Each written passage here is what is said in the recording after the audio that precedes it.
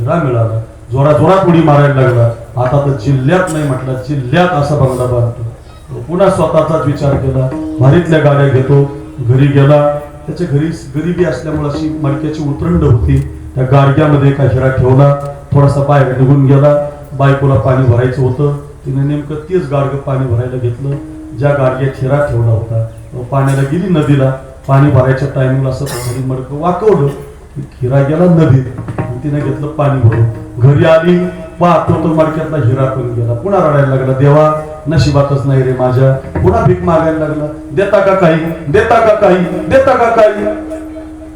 पुन्हा अर्जुनानं पाहिलं गेला, मी 2 सोन्याचे नाणे दिले, कोहिनूर हिरा दिला, तरी अजून भीकच मागतो का? खरं म्हटले तुला एवढं दिलं का भीक मागतो? अहो म्हटले ते सोन्याचा हिरा पण तुमच्या बायकोनं मडक्यामध्ये ठेवला होता, पाण्यात वाहून टाकला, काही नशिबात नाही माझ्या. म्हटले मग भगवान म्हटले, अर्जुन आता तू काय देऊ नको, याला मी देतो. भगवंतानं त्याला 2 रुपये दिले. 2 रुपये किती दिले? 2 रुपये दिले हातामध्ये. भिकारी निघाला, 2 रुपये घेऊन निघाला. जसा अर्ध्या रस्त्यात गेला तसा नदीहून एक मासे विकणारा पाठीमध्ये मासे घेऊन चालला होता. आणि त्या पाठीतला एक मासा असा तडफड तडफड तडफड करत होता पाण्यातून बाजूला निघाल्यामुळं. फार त्याला दुःख व्हायला लागलं त्या माशाला. आणि यानं माशाकडे पाहून याच्या मनात दया निर्माण झाली, अरे हा मासा जर वाचला तर किती मला पुण्य लागेल. आतापर्यंत माझंच घर, माझाच बंगला, माझीच गाडी याचा विचार करत होता. पहिल्यांदा त्याच्या मनात विचार आला, मासा वाचला पाहिजे. म्हणजे दुसऱ्याचा विचार आला, कितीला रे मासा? 2 रुपयाला. जवळचे 2 रुपये माशावाल्याला दिले. मासा घेतला, माझ्याकडे बघा, नदीमध्ये सोडायचा म्हणून गेला. नदीमध्ये सोडून दिला. जशी माशानं सुळकी मारली तसा पाण्यात पडलेला हिरा आपोआप वर हातातच आला. अरे हिरा सापडला म्हटले, जोरात जोरात नाचायला लागला, सापडला सापडला सापडला. 2-4 चोर तिथंच नदीच्या काठाला बसलेले होते. त्यांना वाटलं, चोराला वाटलं याने आपल्याला नक्की ओळखलं, पोलिसाला सांगतोय वाटतं, आपल्याला नक्की मारतोय आता. त्याने ते सोन्याचे नाणे आणून दिले. धर बाबा, आरडू नको, तुझे तुला धर, पण कुणाला आमची नावं सांगू नको. सोन्याचे नाणेही परत आले, हिराही परत आला. पण कधी आला? कधी कधी दुसऱ्याचा विचार केल्यावर. माझं घर, माझा बंगला म्हणाल तर लोक तुमच्याशी सत्कार ठेवणार नाही, लोक तुमची पूजन करणार नाही, लोक तुमच्यासाठी गर्दी करणार नाही, महात्मे आमदार खासदार येणार नाही तुमच्याकडे. कधी येतील? दुसऱ्यासाठी जगा. दुसऱ्यासाठी जगला लोक तुम्हाला कधीच मरू देणार नाही. वयाच्या 23व्या वर्षी, ऐका, वयाच्या 23व्या वर्षी भगतसिंहाचं लग्न जमलं होतं. लग्न पोरांनो, एका सैनिकाला सेवापूर्तीच्या शुभेच्छा द्यायला आलात ना, दैटना नावाचं गाव आहे, थोडा चांगला कार्यक्रम चालू आहे, घरी घेऊन जा.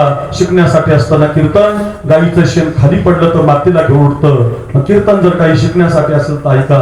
वयाच्या 23व्या वर्षी पाहुणे आले होते पाहिला. भगतसिंहाचं लग्न जमलं होतं म्हणून भगतसिंहाच्या हातात 50 रुपयाची नोट दिलती आईनं. बाजाराची पिशवी घेतली, जा म्हटले, जा बाजारात बाजार करून आण, हे पाहुणे तुला पाहायला आले. आईच्या हातातली 50ची नोट घेतली, बाजाराची पिशवी घेतली, बाजाराच्या रस्त्याला लागले. विचार करायचे, माझं लग्न जर जमलं तर मला संसार करावा लागेल. संसार जर केला तर मला बाईचं ऐकावं लागेल. मला बाईचं नाही ऐकायचं, मला भारत मातेचं ऐकायचं, मला देशाचं ऐकायचं. हा जो बाळ आहे आमचा, हा ज्ञानेश्वर नावाचं, नावातच त्याचे ज्ञानेश्वर आहे. हा ज्ञानेश्वर नावाचा बाळ किती सुंदर आहे दिसायला. त्यानं घराचा नाही, भावाचा नाही, बायकोचा नाही, संसाराचा नाही, देशाचा विचार केला. आधी माझा देश माझ्यासाठी महत्वाचा आहे. लक्षात ठेवा, ऐका रे, देशाच्या विचारासाठी वयाच्या 10व्या वर्षी जालियनवाला हत्याकांड झालं या देशात. पंजाबच्या सीमेला कधी गेलात तर बघून या. त्या जालियनवाला हत्याकांड मध्ये बेचूट अशा गोळ्या गेल्या होत्या आपल्या हिंदुस्थानाच्या छातीमध्ये. लाल माती हातामध्ये घेतली होती भगतसिंहानं. भारत मा, मी तुझी बदला घेईल मा. आज तर माझ्यावर लग्नाचा प्रसंग आहे, मी जर बाजार केला तर पिशवी घरी जाईल, लग्न जमेल आणि मला देशाचं काही पाहता येणार नाही. 50ची नोट खिशात घातली, बाजाराची पिशवी फेकून दिली. इंग्रज चले जाओ, इंग्रज हटाओ या मोहिमेअंतर्गत त्यांनी मोठं काम केलं. त्या काळात त्यांच्याकडून संसदवरती बॉम्ब पडला, त्यांच्याकडून नव्हता पडला पण त्यांच्यावर तो गुन्हा लावण्यात आला. आताचं जे लाहोर आहे त्या लाहोरच्या कारागृहामध्ये जेरबंद करण्यात आलं त्यांना आणि 25 दिवसांना त्यांना फाशीची शिक्षा जाहीर झाली. ऐका रे, फाशीची शिक्षा जाहीर झाली. तो 23 वर्षाचा बाळ होता भगतसिंह, राजगुरु सुखदेव. त्यांना कठड्यामध्ये बंद करण्यात आलं. कठड्यातली चड्डी, कठड्यातली बन्या, कठड्यातली टोपी अंगावर आली. तरणा ताठा एकदम मस्त तो भगतसिंह देशासाठी जाणार म्हणून त्यांच्या आईला ती बातमी कळाली. आणि आई त्यांना भेटायला गेली. साहेब, आईनं कठड्यातला लग्नाचा पोरगा पाहिला, हंबरडा फोडून माहेर लागली. खरं सांगू, ज्या दिवशी हा आमचा ज्ञानेश्वर दादा निघत असेल ना सीमेवर जायला, सगळ्यात जास्त त्याची आई रडत असते. बरं, सगळ्यात जास्त माय रडत असते. माझ्या पोराला काही होणार तर नाही ना, माझ्या पोराला काही गोळी तर लागणार नाही ना. सारखं तिचं म्हणतोय. मला तुम्हाला कसं काय माहिती, माझा सख्खा मामा सीमेवरती लढायला आहे. तो मामा आमचा चालला ना, माझी आई आणि आईची आई खूप रडते.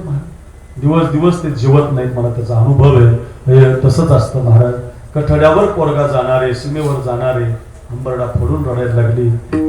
मामा, काय आश्चर्य आहे, त्या कठड्यातून हात बाहेर काढले केंद्रे साहेब आणि असे डोळे पुसले भगतसिंह आईचे. आणि आईला म्हटले, मा रोना नाही, मा रोना नाही, मा तू तो वीरो की माँ है ना, मा तू तो शुरो की माँ है ना, माँ वीरो की माँ कभी रोती नहीं माँ, माँ वीरो की माँ कभी रोती नहीं माँ, माँ शुरो की माँ कभी रोती नहीं माँ, रोना नहीं माँ. भगतसिंहाची आई म्हटली, अरे रडू दे रे मला, तुला आईचं प्रेम कळणार नाही भगत, तू बाप झाला नाही ना, माय बापाचं प्रेम तुला कळणार नाही. रडू दे रे मला, तुला फासावर देण्यात येणार आहे असं कळालं रे मला. माझा 9 महिने 9 दिवस तुला सांभाळलं रे मी दगडाच्या गोळ्यासारखं. माझ्या डोळ्यासमोर तुला फासावर देणार आहेत म्हणे. रडू दे मला. ऐका ऐका, भगतसिंह म्हणत होते, त्याच्यासाठीच रडू नको मा, मला रडत रडत फासावरती नाही जायचं मा, मला हसत हसत फासावरती जायचंय. फाशीचा दिवस 5 दिवसावर आला, फाशीचा दिवस 2 दिवसावर आला, फाशीचा दिवस उजाडला. ऐका रेटणेकर, आणि आता तो जेलर आणायला गेला म्हणे. ज्यांना फासावर द्यायचं होतं ना, ते सगळे व्यायाम करत होते, बैठका मारत होते, दंड ठोकत होते, सूर्यनमस्कार करत होते. जेलरनं डोक्याला हात लावला. जेलर म्हटलं, हे भगत, व्यायाम बॉडीसाठी असतो, बॉडी जगण्यासाठी लागते. हे भगत, 1 तासानं फासावर जायचं राजा, 1 तासानं मरायचं, व्यायाम करून फायदा काय?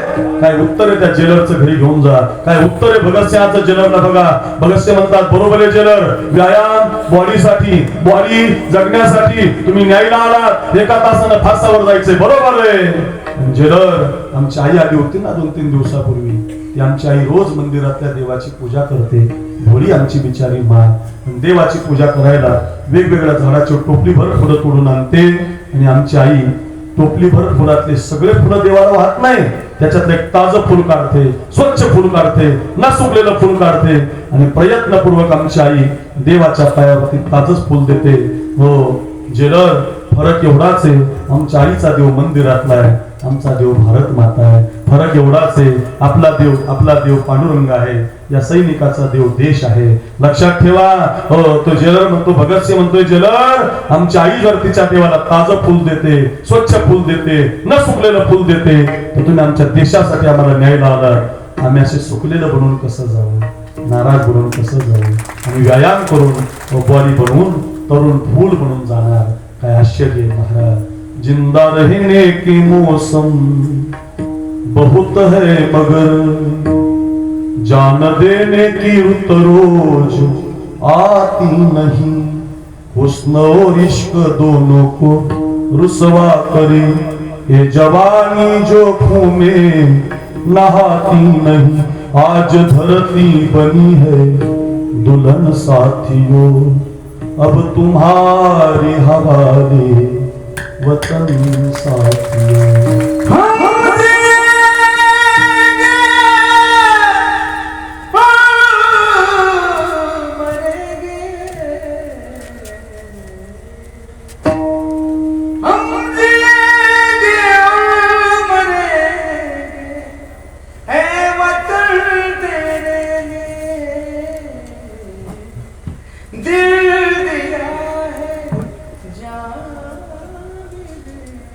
वाह वाह मामा. वतन तेरे तू मेरा कलमा, तू मेरा दलमा, तू मेरा विमान है वतन महबूब में तुझ पे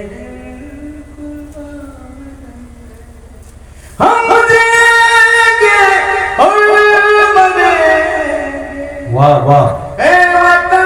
तेरे लिए दिल दिया है.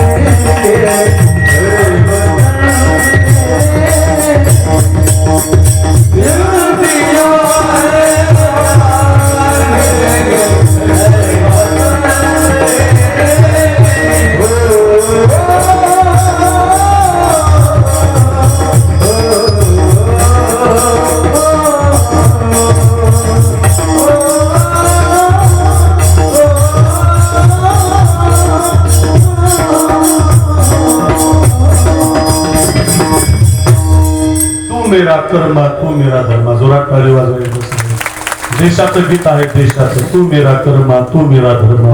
तू मेरी जान आहे. देशासाठी प्रेम केलं पाहिजे ना.